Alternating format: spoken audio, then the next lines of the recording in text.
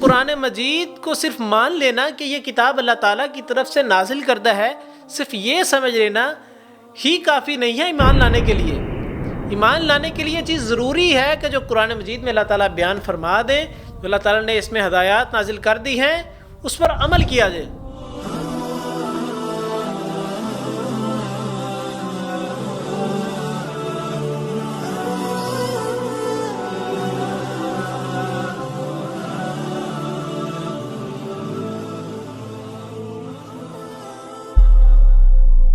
اعوذ باللہ من الشیطان الرجیم، بسم اللہ الرحمن الرحیم۔ السلام علیکم ورحمۃ اللہ وبرکاتہ۔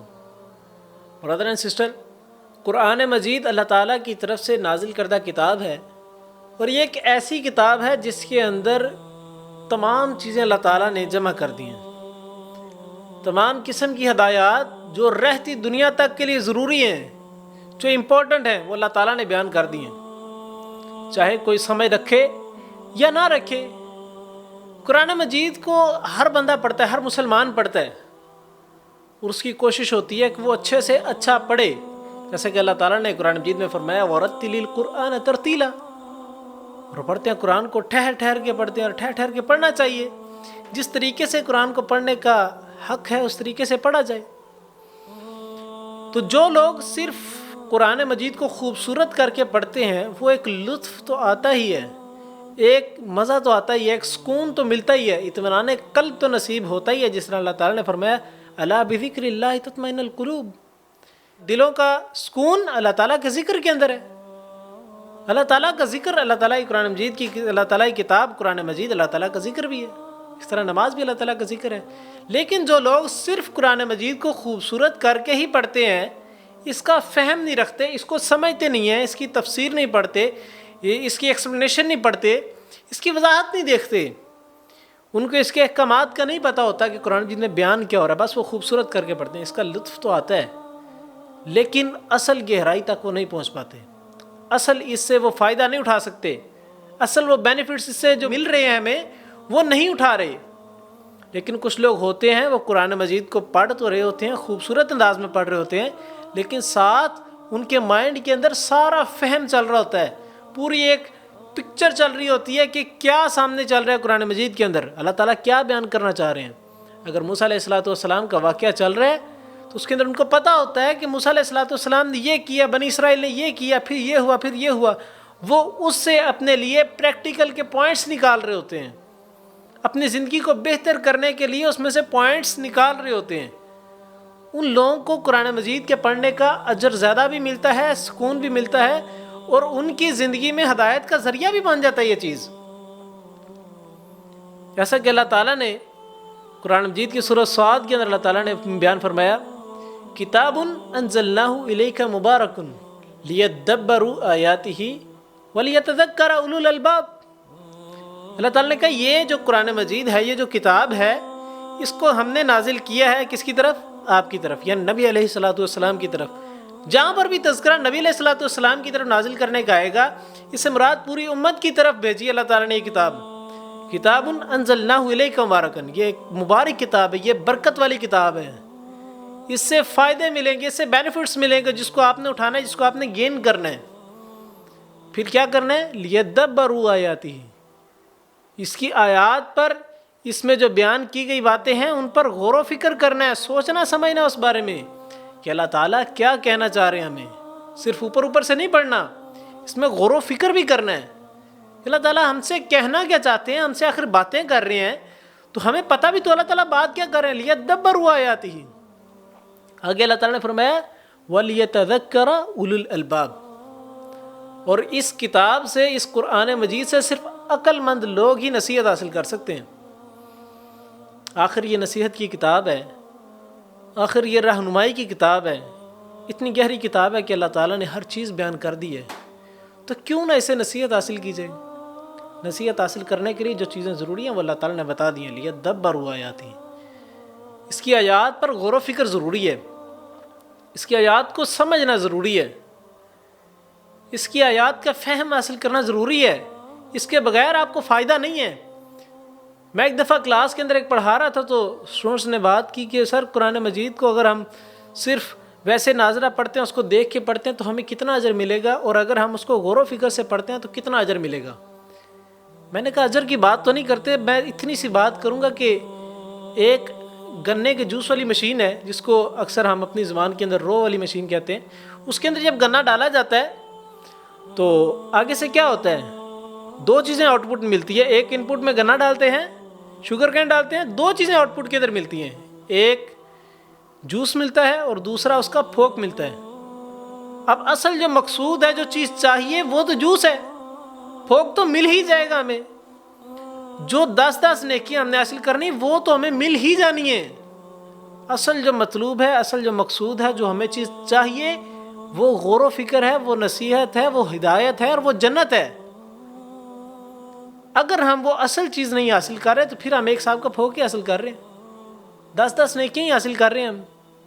اصل ہمارا فوکس ان 10 نیکیوں پہ نہیں ہونا چاہیے، ہمارا جو فوکس ہو وہ یہ ہو کہ ہمیں اس سے ہدایت ملے اور ہم ڈائریکٹ جنت کے اندر جائیں، ہم اپنی زندگی کو سنوار لیں اس چیز سے۔ اصل تو مطلوب یہ ہے۔ اللہ تعالیٰ نے سورۃ البقرہ کے اندر بھی بیان فرمایا، الذین آتیناہم الکتاب یتلونہ حق تلاوتہ اولئک یؤمنون بہ۔ اللہ تعالیٰ نے بیان فرمایا یہ کتاب ہم نے نازل کی آپ کی طرف، اس کی آیات ہم نے نازل کی آپ کی طرف۔ کچھ لوگ ہیں جو اس کی تلاوت کا حق ادا کر دیتے ہیں، جب وہ پڑھتے ہیں، اس کو دیکھ کے پڑھ رہے ہوتے ہیں تو اس وقت وہ اس کا حق ادا کر رہے ہوتے ہیں، حق تلاوتی۔ اب تلاوت کا حق ادا کرنا کیا ہے دیکھ لیتے ہیں۔ امام ابن کثیر رحمہ اللہ تعالی علیہ نے فتح الباری کے اندر بیان فرمایا کہ رب کعبہ کی قسم جس کے ہاتھ میں میری جان ہے، یہ وہ قسم ہے جو نبی علیہ الصلوۃ والسلام اٹھایا کرتے تھے۔ امام ابن کثیر فرماتے ہیں کہ رب کعبہ کی قسم جس کے ہاتھ میں میری جان ہے، اللہ تعالیٰ کی آیات کا حق ادا کرنا، اللہ تعالیٰ کی آیات کی تلاوت کا حق ادا کرنا، صرف اس پر عمل کرنا ہی ہے۔ فتح الباری کے اندر انہوں نے بیان فرمایا۔ اسی طرح امام شوکانی رحمہ اللہ فتح القدیر کے اندر فرماتے ہیں کہ جو اصل حق ادا کرنا ہے، یہ جو یہاں پر تذکرہ اللہ تعالیٰ نے کیا کہ حق تلاوتی، وہ اس کی تلاوت کا حق ادا کرتے ہیں، یہاں پر مراد اس سے عمل ہی ہے۔ جو بندہ قرآن مجید پر عمل نہیں کرتا وہ تلاوت کا حق ادا نہیں کر رہا، وہ اللہ کی کتاب کا حق ادا نہیں کر رہا، وہ صرف ظاہری طور پر پڑھنے کی کوشش کر رہے ہیں، چند الفاظ کو رٹ رہے ہیں بس، اور کچھ نہیں کر رہا۔ اللہ تعالیٰ نے ان لوگوں کے بارے میں کیا کہا؟ جو حق تلاوتی، جو تلاوت کا حق ادا کرتے ہیں، اللہ تعالیٰ نے کہا اولئک یؤمنون بہ، یہی تو وہ لوگ ہیں جو اس پر ایمان رکھتے ہیں۔ یعنی کہ پتہ لگا کہ قرآن مجید کو صرف مان لینا کہ یہ کتاب اللہ تعالیٰ کی طرف سے نازل کردہ ہے، صرف یہ سمجھ لینا ہی کافی نہیں ہے ایمان لانے کے لیے۔ ایمان لانے کے لیے چیز ضروری ہے کہ جو قرآن مجید میں اللہ تعالیٰ بیان فرما دے، جو اللہ تعالیٰ نے اس میں ہدایات نازل کر دی ہیں، اس پر عمل کیا جائے، اس کے اوپر چلا جائے۔ یہی وہ چیز ہے جو لوگ یہ کام کرتے ہیں۔ اللہ تعالیٰ نے فرمایا اولئک یؤمنون بہ۔ اب قرآن مجید کا ایک اصول، اللہ تعالیٰ کی ایک اصول اللہ تعالیٰ نے بنایا کہ اللہ تعالیٰ کبھی بھی ون سائیڈڈ بات نہیں کرتے، کبھی بھی سکے کا ایک رخ نہیں دکھاتے، اللہ تعالیٰ نے دونوں رخ دکھائے ہیں، اللہ تعالیٰ نے دونوں سائڈ سے بات کی ہیں۔ اب دوسری سائڈ دیکھتے ہیں اللہ تعالیٰ نے کیا کہا۔ اللہ تعالیٰ نے فرمایا اسی آیت کے اندر، سورۃ البقرہ کی اسی آیت کے اندر اللہ تعالیٰ نے فرمایا وَمَن يَكْفُرْ بِهِ فَأُولَئِكَ هُمُ الْخَاسِرُونَ۔ جو اس کا کفر کرتے ہیں، کفر کرنے سے مراد یہ نہیں کہ کلمہ ہی نہ پڑھیں یا کتاب اللہ کا انکار ہی کر دیں، یہ چیز نہیں ہے کفر سے مراد۔ یہاں پر جو کفر سے مراد ہے وہ اللہ تعالیٰ نے بیان فرمایا جو اس کی آیات کا انکار کرتے ہیں۔ آیات کا انکار کیا ہے؟ کوئی بھی بندہ اللہ تعالیٰ کی قرآن مجید کی آیات کا انکار تو نہیں کرتا۔ کوئی بھی شخص یہ تو نہیں کہہ سکتا، کوئی مسلمان ہو کہ یہ تو نہیں کم از کم کہہ سکتا کہ میں اللہ تعالیٰ کی قرآن مجید کی سورۃ البقرہ کی اس آیت کو نہیں مانتا یا سورۃ مزمل کی اس آیت کو نہیں مانتا، ایسے تو پاسبل نہیں ہے۔ یہاں پر اللہ تعالیٰ نے بیان فرمایا کہ جو لوگ اس کتاب کی آیات کا انکار کرتے ہیں، یعنی کہ اس پر عمل نہیں کرتے، پڑھتے تو ہیں اس پر عمل نہیں کر رہے ہوتے، وہ لوگ کیا ہیں؟ فَأُولَئِكَ هُمُ الْخَاسِرُونَ۔ یہ لوگ تو خسارہ اٹھانے والے ہیں، یہی لوگ تو نقصان اٹھانے والے ہیں۔ ہمیں اپنا انالیسس کرنا چاہیے کہ آج ہم کہاں پہ کھڑے ہیں، ہم کیا کرتے ہیں۔ کیا ہم قرآن مجید کی تلاوت کا حق ادا کر رہے ہیں؟ کیا ہم قرآن مجید کو اس طرح پڑھ رہے ہیں جس طرح اللہ تعالیٰ کو مطلوب ہے جس طرح اللہ تعالیٰ نے ہمیں پڑھنے کا حکم دیا ہے؟ کیا ہم قرآن مجید کے ساتھ ناانصافی تو نہیں کر رہے ہیں؟ کیا ہمارے اندر بھی نعوذ باللہ وہ بنی اسرائیلیوں والی خصوصیات تو نہیں ہے جو اللہ تعالیٰ نے قرآن مجید میں بیان فرمایا کہ وہ ان کی آیات کو، اپنی کتاب کی آیات کو چھپا دیتے تھے، ان کے احکامات کو چھپا لیتے تھے، اس پر عمل ہی نہیں کرتے تھے، لوگوں تک پہنچنے ہی نہیں دیتے تھے؟ کیا ہم وہ تو نہیں کر رہے؟ ہمیں اپنا انالیسس کرنا چاہیے۔ یقین جانیے ہم قرآن مجید کو پڑھتے جاتے ہیں، پورا رمضان آ جاتا ہے، ہم رمضان کے اندر 1 مرتبہ 2 مرتبہ 3 مرتبہ 4 مرتبہ قرآن مجید کمپلیٹ کر لیتے ہیں، درجنوں مرتبہ کمپلیٹ کر لیتے ہیں، لیکن کیا ہم نے کبھی اس کو ترجمے کے ساتھ پڑھا ہے؟ کیا ہم نے کبھی اس کو سمجھنے کی کوشش کی ہے؟